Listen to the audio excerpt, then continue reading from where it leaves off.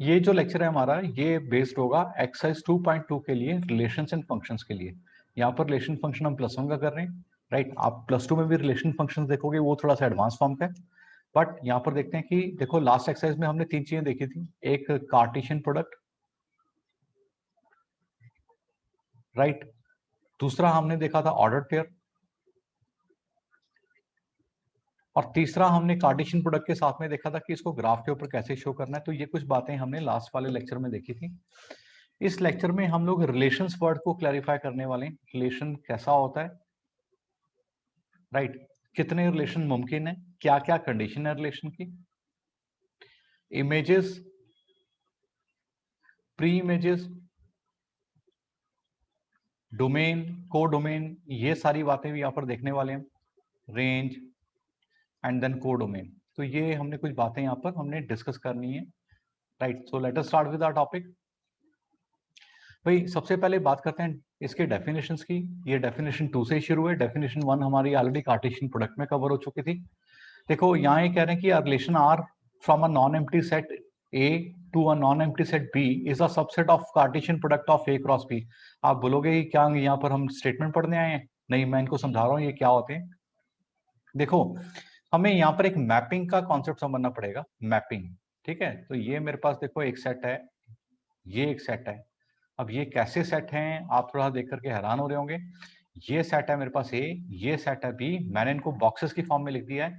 ए set है मान लो मेरे पास में 1 2 3, बी सेट है मेरे पास में ए बी। जो अगर मैं देखो यहाँ पर रिलेशन ए से बी अगर लिख रहा हूं, आप क्या लिखा होता है, एक रिलेशन है, राइट, और रिलेशन लिखा होता है फ्रॉम ए टू बी। तो ये मेंशन्ड होता है। अगर आपका लिखा है बी टू ए, तो बी फिर यहाँ पर आएगा ए की जगह और ए बी की जगह आएगा, ठीक है। तो फिलहाल यहाँ पर एक ए क्रॉस बी की बात कर रहे हैं, मतलब आपका जो रिलेशन है ए टू बी है, बेसिकली ए क्रॉस बी। आगे देखते हैं। देखो यहाँ पर आप ए के एलिमेंट डाल दो 1 2 3, यहाँ पर आप बी के एलिमेंट डाल दो A and B.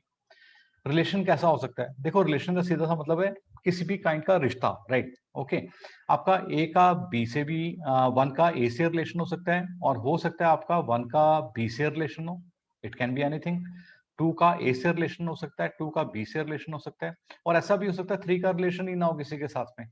But possibility क्या क्या है भाई, 3 का ए के साथ रिलेशन है, 3 का बी के साथ रिलेशन है, there is a lot of possibility.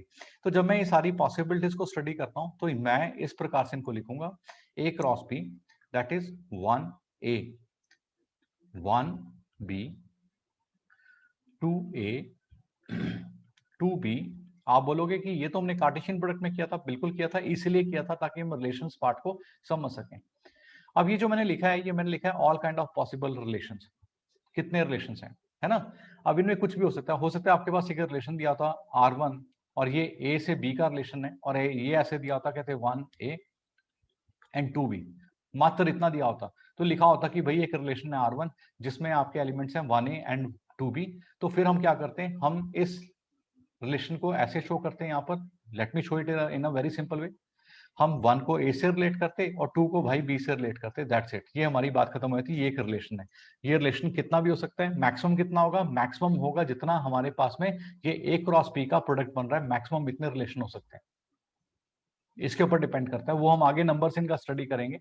But as of now आप देखो कि हम किसी भी रिलेशन को कार्टेशियन फॉर्म में लिखते हैं, और कोई भी रिलेशन है वो कितना भी बड़ा कितना भी छोटा हो सकता है, मैक्सिमम कितना होगा, वो ए क्रॉस बी के बराबर होगा। मतलब वट जो भी रिलेशन मैं लिखूंगा, एक और चीज यहाँ बताया था, देखो एक और चीज यहाँ पर समझ लो कि ये जो मैंने R1 यहाँ पर लिखा है इस फॉर्म में, ये R1 आपके बड़े वाले जो सेट है, कौन सा भाई, ए क्रॉस बी, इसका सबसेट है। तो ये बात हमेशा आपके सामने आएगी कि क्या कोई भी रिलेशन ए क्रॉस बी का सबसेट होगा। अगर मेरा रिलेशन ए से बी जा रहा है, अगर बी से ए जा रहा होता तो वो बी क्रॉस ए का सबसेट होता। तो ये बात सही है भाई, ठीक है।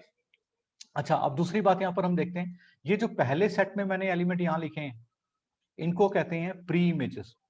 क्या कहते हैं? Pre images. और ये जो दूसरे सेट में एलिमेंट लिखे हैं, इन्हें कहते हैं इमेजेस। तो ये बात हमारी आगे बहुत काम आएगी, दीज आर कॉल्ड इमेजेस, ठीक है। दूसरा, ये जो पहले सेट में एलिमेंट लिखे हैं, इनको हम कहते हैं डोमेन। क्या कहते हैं? डोमेन। और जो ये दूसरे सेट में एलिमेंट लिखे हैं, इनको कहते हैं रेंज, राइट। अब रेंज हम किस सेट से उठा रहे हैं, उस सेट के एलिमेंट को हम कोडोमेन कहते हैं, ये ध्यान देना। तो रेंज के लिए मैंने क्या उठाया था, क्या रखा था, बी रखा था, तो इट इज कोडोमेन। तो ये तीन बातें यहां पर हम समझने वाले हैं, मतलब दिस इज कोडोमेन। ओके, आपकी जो रेंज है, सॉरी डोमेन जो है वो all the image pre images हैं, जो रेंज है वो सारी इमेजेस हैं, लेकिन जहां से आपकी इमेजेस पिक करी जा रही हैं, उठाई जा रही हैं, उसे हम कोडोमेन कहते हैं। तो यहाँ पर हमने कई बातें देखी हैं। पहली बात, रिलेशन ए और बी के एलिमेंट के बीच में अगर रिलेशन है, और अगर ए के एलिमेंट का बी के साथ रिलेशन है और हम ए टू बी रिलेशन स्टडी कर रहे हैं, तो ए क्रॉस बी की फॉर्म में लिखेंगे। कोई भी हम रिलेशन यहाँ लिखेंगे वो ए क्रॉस बी का सबसेट होना चाहिए, ठीक है। और फिर जो हमारे एलिमेंट, जो पहले वाले एलिमेंट हैं, देखो ए क्रॉस बी में पहले एलिमेंट एक्स वाली जगह एलिमेंट किसके आएंगे, ए के, वाई वाली जगह एलिमेंट किसके आएंगे, बी के। तो जो हमारे एक्स वाले एलिमेंट आ रहे हैं इनको हम प्री इमेजेस डोमेन कहते हैं, जो वाई वाले एलिमेंट्स आ रहे हैं इनको इमेजेस या रेंज कहते हैं, और जहां से हम अपनी इमेजेस ले रहे हैं, जिस सेट से हमने अपनी इमेजेस उठाई हैं, उसे कोडोमेन कहते हैं। तो ये चंद बातें हमें यहाँ पता होनी चाहिए। अब यही बात यहाँ इनकी अगली डेफिनेशन में लिखी है, the set of all the first element of the ordered pair. Ordered pair तो बन ही गया ना, ये 1a 1b 2a 2b x Y की फॉर्म में जो भी लिखा होगा वो ऑर्डर्ड पेयर ही होगा। In a relation from a set a to a set b are called domain of the function। And similarly अगले पार्ट में आपकी रेंज लिखी हुई है कि जो बी वाले एलिमेंट आ रहे हैं, हमारे जो सेकंड वाले एलिमेंट आ रहे हैं वो रेंज है, और जहां से हमने रेंज के एलिमेंट उठाए हैं, जिस सेट से उठाए हैं, वो हमारी कोडोमेन है। तो ये सारी की सारी डेफिनेशन मैंने यहाँ पर आपको एक्सप्लेन कर दी। अब दो बातें और बड़ी इंपॉर्टेंट है यहाँ पर, रिलेशन में be represented in algebraic form either in roster method और सेट बिल्डर मेथड। तो ये सेट में आपने मेथड देखा था कि ये कैसे लिख सकते हैं। एक एग्जांपल हम देखते हैं यहाँ पर। देखो मेरे पास दो सेट हैं, यहाँ से आपका टॉपिक देखो और बेटर क्लियर होगा। एक सेट है मेरे पास यहाँ पर P और एक सेट है मेरे पास में Q, और आपको एग्जामिनर ने लिखा है कि एक रिलेशन है आपका फ्रॉम P टू Q। एक रिलेशन आपके पास P टू Q लिखा हुआ है। यहाँ एलिमेंट है आपके 2 4, यहां पर आपके एलिमेंट है 4 एंड 8, ठीक है। और 2 जो है इट इज मेंशन, कहते 2 जो है ना ये 4 से रिलेटेड है, और 4 जो है ये वाला 8 से रिलेटेड है। अब एग्जामिनर बोलेगा कि भाई इसको आप ऐसा करो, इसमें एक तो हमें रेंज बता दो, एक डोमेन बता दो, एक कोड डोमेन बता दो। मैं सारी बातें एक ही एग्जांपल में कवर करने की कोशिश कर रहा हूँ, और साथ में ये बता दो कि इसको कैसे लिखेंगे, सेट को, इस रिलेशन को हम कैसे लिखेंगे। देखो यहाँ मैं ऐसे लिख रहा हूँ, P जो मेरा सेट है, जो हमें देखने से लग रहा है उसके एलिमेंट होंगे 2 4, और जो मेरा Q जो सेट है इसके एलिमेंट मेरे पास होंगे 4 और 8। वो तो देखने से पता लग रहा है, ठीक है। ये जो मैंने डायग्राम यहाँ बनाया इसे मैपिंग कहते हैं, मैं एक बार फिर से बता देता हूँ, इसे मैपिंग करना कहते हैं, ठीक है। नाउ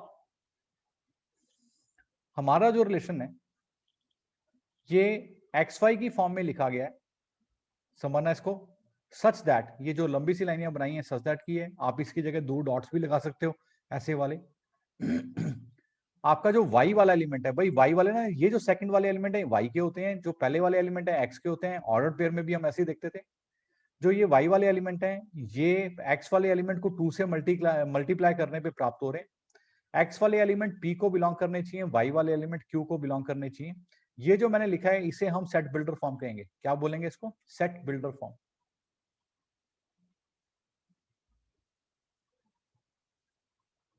ओके, अब इसकी रोस्टर फॉर्म अगर लिखनी है तो रोस्टर फॉर्म में क्या करेंगे भाई, रोस्टर फॉर्म में तो डायरेक्टली एलिमेंट लिखने हैं। 2 4 से रिलेटेड है और 4 जो है वो 8 से रिलेटेड है। अब एग्जामिनर बोलेगा कि भाई इसके ऐसा करो, इसकी डोमेन बताओ। तो डोमेन आपके पास में 2 और 4 जो हमारी प्री इमेजेस हैं, मैं फिर से बताता हूं, ये हमारी प्री इमेजेस हैं, ये वाली इमेजेस हैं, ये डोमेन है। रेंज क्या होगी भाई, रेंज हमारे पास में होगी 4, 8 जो हमारे ये वाले एलिमेंट है। और अगर पूछता है कि को डोमेन बता दो यहाँ पर, तो ये देखो मैंने को डोमेन के एलिमेंट कौन से कहां से लिए थे, किस सेट से उठाए थे, क्यू से उठाए थे। तो क्यू जो पूरा सेट है वो मेरे पास में को डोमेन है। तो क्या ये बात आपको समझ आए कि how we are seeing the mapping between two sets and how to write everything about the relation between them. अच्छा, ये जो हम एरो डायग्राम यहाँ बनाते हैं इसको हम एरो डायग्राम भी कहते हैं। देखो हमने ये जो बनाया है ये विजुअल रिप्रेजेंटेशन है किसी भी रिलेशन की। तो हम यहाँ पर देख सकते हैं कि रिलेशन कैसे यहाँ पर दो सेट्स के एलिमेंट्स के बीच में है। राइट। अब एग्जांपल नंबर 7 देखते हैं, 8 एग्जांपल देखते हैं। एग्जाम्पल नंबर 7 देखो यहाँ पर, सेट लेट ए एक आपके पास सेट है जिसके एलिमेंट 1 से लेके 6 तक हैं। आप देख सकते हो यहाँ पर 1 2 3 4 5 6। Define a relation from A to A, कहते हैं ए टू ए में रिलेशन बनाना है। तो भाई पहले तो इसका मतलब ये समझ लो, ए टू ए रिलेशन होगा आपका, ए सेट यहाँ पर है और ए सेट यहाँ पर है, आपका रिलेशन ए टू ए ही चल रहा है ऐसे। और जो भी मेरा रिलेशन बनेगा बेसिकली उसके जो भी एलिमेंट्स होंगे वो ए क्रॉस ए से लिए जाएंगे, ठीक है ना। अब ये कह रहे हैं कि यहाँ जो आपका एक्स वाई है ये Y equal to X plus 1 होना चाहिए। बहुत बढ़िया। तो मैं यहाँ पर ए के सारे एलिमेंट लिख देता हूँ, 1 2 3 4 5 6। यहाँ पर भी 1 2 3 4 5 6। नाउ जब मैं x कोई भी एलिमेंट उठाऊंगा, x उठाने मैंने पहले वाले से, क्योंकि हमारा रिलेशन चल रहा है a टू a, तो जहां से चल रहा है वो x के एलिमेंट है, जहां पहुंच रहा है वो y के एलिमेंट है। अब इन्होंने कहा कि आपका जो y है ये x प्लस 1 होना चाहिए, और a टू a चल रहा है तो आपका जो x है ये भी a को बिलोंग करेगा और आपका जो y है ये भी a को बिलोंग करेगा। अब यहाँ पर यदि मैं x को 1 डालता हूं तो y की वैल्यू 2 आएगी, तो इसको हम यहाँ मार्क कर लेते हैं भाई 1 जो है 2 से रिलेटेड है, देखो यहाँ पर। और जब मैं x को 2 डालूंगा, मैं x को 1 या 2 ही क्यों डाल रहा हूँ, मैं इसको 10 11 या -1 क्यों नहीं डाल रहा, क्योंकि मैंने ये एलिमेंट वो वाले लेने जो मेरे सेट ए में मौजूद हैं, क्योंकि यहाँ कंडीशन लगी हुई है कि सेट ए से ही ये एलिमेंट उठाने हैं। तो y3 आ गया। तो भाई यहाँ देख लेते हैं ये 2 3 से रिलेटेड है, ठीक है जी। ऐसे ही जब मैं x को 3 डालूंगा तो y मेरे पास 4 आएगा, फिर x को मैं 4 डालूंगा तो y 5 आएगा, x को 5 डालेंगे तो y 6 आएगा। एक बार रिलेशन प्लॉट कर लेते हैं यहाँ तक के, 3 पे 4 बन रहा है, 4 पे 5 बन रहा है, 5 पे 6 बन रहा है। अब इसके बाद आप बोलोगे कि x को 6 डालते हैं तो y 7 बनेगा, लेकिन हमें यहाँ रुकना पड़ेगा क्योंकि 7 तो भाई a में है ही नहीं ना। तो मतलब मैं ये वाली कंडीशन ले ही नहीं सकता, मैं x को 6 लूंगा ही नहीं, क्योंकि ये मेरे रिलेशन को सेटिस्फाई नहीं कर रही, क्योंकि कहा था कि x और y a से बिलोंग करने चाहिए, ये तो मेरा 6 तक ही है। तो y जब 7 आ जाएगा तो मैं कहाँ उसको एडजस्ट करूंगा, पॉसिबल ही नहीं है। तो इसका मतलब क्या हुआ कि मेरी जो इमेजेस बन रही हैं, डोमेन जो बन रही हैं, अब देखो यहाँ पर ये बड़े मजे की बात है, डोमेन केवल बन रही है मेरे पास में 1 2 3 4 5। तो रेंज क्या बनेगी, तो रेंज भी यहाँ देख लेते हैं, रेंज हमारे पास में बनेगी, रेंज हमारी 2 से शुरू है, y की सभी पॉसिबल वैल्यूज रेंज होती हैं 2 3 4 5 6। तो भाई कोडोमेन क्या होगी, तो कोडोमेन देखो हमने कहां से पिक करी है, जहां से हमने रेंज ली है वो कौन सा सेट था, वो तो भाई सेट ए था। सेट ए के एलिमेंट क्या है, 1 2 3 4 5 6, ये हमारे सेट ए के एलिमेंट्स हैं। I hope this part is clear. अब बात करते हैं एग्जांपल नंबर 8 की। यहाँ पर लिखा है figure 2.6 shows R relation between P and Q, right this relation in the set builder form. तो भाई पी और क्यू के रिलेशन 9 किस किस से रिलेटेड है, 9 3 से और -3 से रिलेटेड है। अच्छा 4 किससे रिलेटेड है, 4 2 से और -2 से रिलेटेड है। बहुत बढ़िया। 25 किससे रिलेटेड है, 5 से और -5 से। तो मतलब आपका जो भी y का एलिमेंट आ रहा है वो basically plus minus square root of x के बराबर आ रहा है। अब स्क्वायर रूट करेंगे तो हमारा प्लस माइनस तो आएगा ही आएगा, तो डायरेक्टली लिखते हैं कि भाई y का एलिमेंट जो भी है वो हमारा स्क्वायर रूट ऑफ x से आ रहा है। तो अगर इस रिलेशन को मैंने सेट बिल्डर फॉर्म में लिखना है तो मैं लिखूंगा कि एक रिलेशन है एक्स वाई, इसके एलिमेंट हैं सच दैट y जो है स्क्वायर रूट ऑफ x के बराबर है, ठीक है। और यहाँ पर लिखा है कि आपका जो okay, no other specific information is given here, so x belongs to p and y belongs to q, ये आप यहाँ मेंशन कर सकते हो, ठीक है। तो ये तो होगी सेट बिल्डर फॉर्म। तो रोस्टर फॉर्म में कैसे लिखोगे, रोस्टर फॉर्म में हम लिखेंगे 9 is related to +3 and 9 is related to -3.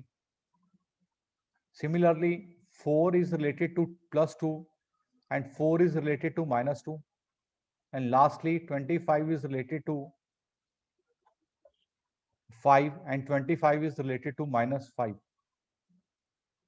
और हाँ ये 1 बच गया, इसको बचने दो, कोई फर्क नहीं पड़ता हमें, हम रिलेशंस कर रहे हैं, राइट। तो these are the two forms. अब डोमेन एंड रेंज ये कह रहे हैं, तो domain of the function D F ऐसे लिख सकते हो आप, डोमेन ऑफ द फंक्शन जो हमारी इमेजेस हैं 9 4 और 25, ये आ गई domain. Range of the function हमारी क्या आएगी यहाँ पर, range of the function R F, इसको आप लिख दो 5 -5 2 -2 3 और -3। आप इनको असेंडिंग ऑर्डर में भी लिख सकते हो, right, depending upon your ability. तो यहाँ पर मुझे जो नजर आ रहे थे मैंने लिख दिए। I hope this is clear. Now guys one more interesting point here कि अगर मुझे टोटल नंबर ऑफ रिलेशंस देखने हैं तो ये किसके बराबर होंगे। मान लो मेरे पास ए क्रॉस बी का फंक्शन ए क्रॉस बी जो है ये मेरा रिलेशन है फ्रॉम ए टू बी, है ना। मतलब ए टू बी में रिलेशन कर रहा हूँ तो मैक्सिमम कितने रिलेशंस बन सकते हैं वो ए क्रॉस बी के नंबर ऑफ एलिमेंट्स के जरिए पता लगेंगे। मान लेते हैं कि ए के अंदर नंबर ऑफ एलिमेंट पी है, बी के अंदर नंबर ऑफ एलिमेंट क्यू है, तो number of element in A cross B कितने होंगे, that is P into Q, simple. लेकिन number of possible relations, number of possible relations ये 2 की पावर जो भी number of element of A है और number of element of B है इनके मल्टीपल के बराबर होंगे। मान लो ए में आपके 3 एलिमेंट थे, बी में आपके 2 एलिमेंट थे, तो इनके बीच में जब ए से लेके बी तक मैं रिलेशन बनाऊंगा तो टोटल रिलेशन बन सकते हैं 2 की पावर 3 इंटू 2 दैट इज 2 की पावर 6। भाई 2 की पावर 6 कितना होता है, 64। तो 64 विभिन्न प्रकार के रिलेशंस बन सकते हैं। तो हियर इज एग्जांपल नंबर 9।